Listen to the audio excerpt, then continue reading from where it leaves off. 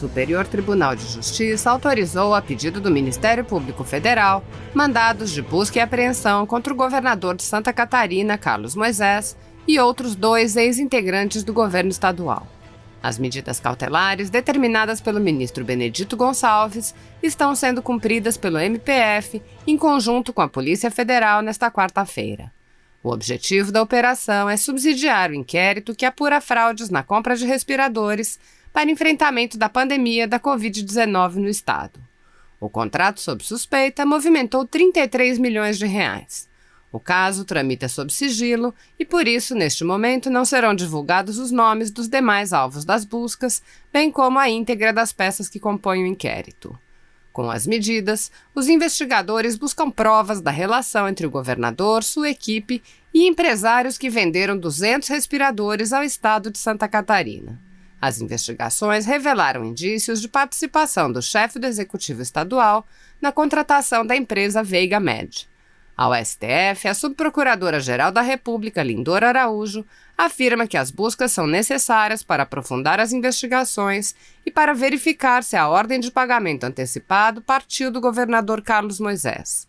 Para o Ministério Público Federal, há elementos que demonstram a constituição de um esquema criminoso de desvio de dinheiro público. Além disso, os investigadores apuram se houve lavagem de dinheiro decorrente da prática do crime antecedente contra a administração pública, mediante ocultação e distanciamento da origem dos recursos públicos desviados da compra de respiradores. Tais delitos comprometem a rigidez e a credibilidade do governo do estado de Santa Catarina e põem em risco a saúde e a vida de toda a população catarinense acometida dos males decorrentes do Covid-19, sustenta. Além do mais, não se está a tratar de caso relacionado à criminalidade corriqueira, mas sim de fatos praticados em contexto de suposta criminalidade organizada, sofisticada e estruturada, com os mais altos aparatos de poder, contando com a articulação de agentes com poder econômico, elevado conhecimento jurídico, forte influência política e, inclusive, a autoridade máxima do Poder Executivo catarinense, conclui. Todos sabem por que acabou-se com a prisão após segunda instância. Todos sabem que o Supremo Tribunal Federal, que então era presidido por Dias Toffoli, só pautou essa matéria porque o maior interessado era o Lula. Era o Lula. É o Lula. Lula, Luiz Inácio Lula da Silva, preso por corrupção e lavagem de dinheiro. Eu vou ser bastante breve, acho que uma das discussões que está na mesa sobre valer ou não para processo em andamento, essa PEC, que vai ser certamente aprovado por essa casa, há todo o anseio popular e também a movimentação dos deputados, o que é positivo. E quero deixar minha opinião desde já que, por ser norma processual, nesse caso, deveria valer para todos os casos, inclusive os que estão em andamento. Aqui na Câmara, todos sabem por que acabou-se com a prisão após segunda instância. Todos sabem que o Supremo Tribunal Federal, que então era presidido por Dias Toffoli, só pautou essa matéria porque o maior interessado era o Lula. Era o Lula. É o Lula. Lula, Luiz Inácio Lula da Silva, preso por corrupção e lavagem de dinheiro, foi o maior interessado na decisão do STF, e o STF, por meio do seu presidente, Dias Toffoli, só pautou essa matéria por conta deste maior interessado chamado Luiz Inácio Lula da Silva. E eu vou dizer aqui, tem gente que não gosta de falar isso em público, mas aqui na Câmara todo mundo sabe, todos os deputados se conversam, os bastidores, senadores, todo mundo sabe, deputada Adriana, deputada Paula, que o Lula foi o maior responsável para que se mudasse essa jurisprudência, o que já é um absurdo em si, porque a lei deve valer para todos e não deve olhar para pessoas individualmente. A Constituição deve ser interpretada de acordo com os valores que estão ali esculpidos e não de acordo com o réu que está sendo atingido por uma de suas, por um desses valores que estão ali na Constituição. E tornar a nossa Constituição maleável a ponto de colocar o país na triste posição de único no mundo em que não há prisão mais para quem está condenado em segunda instância, é algo que é, para mim, como cidadão, principalmente como jovem, inconcebível. Eu quero acreditar num país melhor, eu quero acreditar num país em que todos estejam sendo julgados com justiça, sob a mesma lei. E no caso do Lula, ele foi condenado, aliás, em 3 instâncias. Foi, inclusive, o próprio STF negou-lhe habeas corpus.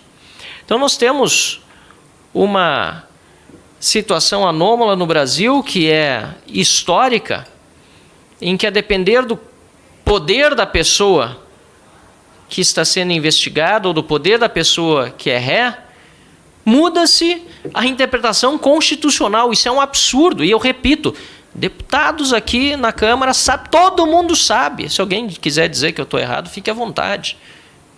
Pode contradizer a liberdade de expressão de cada um, mas eu tenho essa, não é nem convicção, nem certeza, essa constatação pelo que a gente ouve aqui na Câmara, que a gente ouve de membros do próprio Judiciário, do Ministério Público, não importa que o Lula foi o maior responsável por esse atraso para o Brasil, que foi o fim da prisão em segunda instância. Mas precisa ser dito de forma muito clara. Eu quero parabenizar seu trabalho à frente da Frente Ética de Combate à Corrupção, minha colega deputada Adriana. Nós, na comissão mista, na Frente Parlamentar Mista em defesa da volta da prisão em segunda instância, senador Álvaro Dias e eu, ele presidindo pelo Senado, eu pela Câmara, como seu vice-presidente, também estamos trabalhando arduamente, somos muito cobrados pela sociedade, deputada Paula, não entendem muitas vezes que não é tão fácil pautar aquilo que se quer, mesmo que a sociedade pressione, mas felizmente os trabalhos estão recomeçando nessa área, antes tarde do que nunca e antes tarde do que mais tarde, que os condenados voltem à cadeia. Minha opinião é de que essa PEC deve valer para todos os processos e não só para os novos iniciados daqui para frente. A lei deve valer para todos, é uma norma processual e por isso mesmo ela precisa ser implementada uma vez que essa emenda constitucional seja promulgada e que seja o quanto antes. É isso que espera a sociedade brasileira. Volta da segunda instância, prisão após segunda instância, já. Obrigado. Eu vi o nosso deputado, que é presidente da Frente contra a Corrupção, dizer o seguinte: aqui todo mundo sabe que esta decisão tomada no Supremo Tribunal Federal foi para favorecer o ex-presidente Lula. Mas não é só dentro do Senado, não. A nação toda sabe disso. A nação toda sabe disso.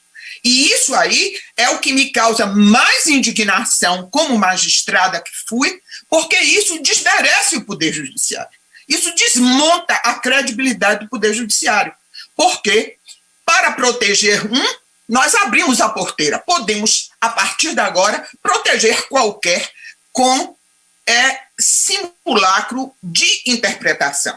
De forma que esta PEC tem um valor extraordinário no momento em que ela acaba com essa questão que foi inventada. Mas outras situações, outras interpretações podem ser vistas. E é por isso mesmo que o parlamento tem de ficar muito atento ao Poder Judiciário, na sua cúpula, inclusive, que cabe justamente ao Senado, não é por os limites necessários ao Supremo Tribunal Federal. Com muito respeito, eu venho aqui, após essa fala corajosa do senador Lazier Martins, manifestar meu apoio à sua questão de ordem e também relembrar um procedimento que foi celebrado por todo o país naquela eleição que o senhor foi eleito presidente do Senado no início de fevereiro de 2019, onde nós estávamos estreando aqui, muitos de nós, e o voto aberto foi um instrumento de transparência que foi decisivo, inclusive, na eleição do senhor. Então eu queria relembrar o discurso da posse de Vossa Excelência, uma frase que marcou muito e que a gente aguarda que seja efetivamente consolidado durante a sua gestão. Foi uma promessa, inclusive, do senhor. O senhor disse aqui: manifesto desde já que no que depender de minha condução, essa será a derradeira sessão do segredismo, entre aspas, do conforto enganoso do voto secreto. Só com a transparência em todas as nossas práticas, o Senado reconquistará seu prestígio e revelará a sua estatura no conjunto de poderes. Não devemos temer a crítica das ruas. Devemos ouvi-la com atenção e recolhê-la com acato e humildade. Essas críticas das ruas, no meu modo de entender, respeitando os colegas que pensam diferente, não estão sendo ouvidas nessa legislatura.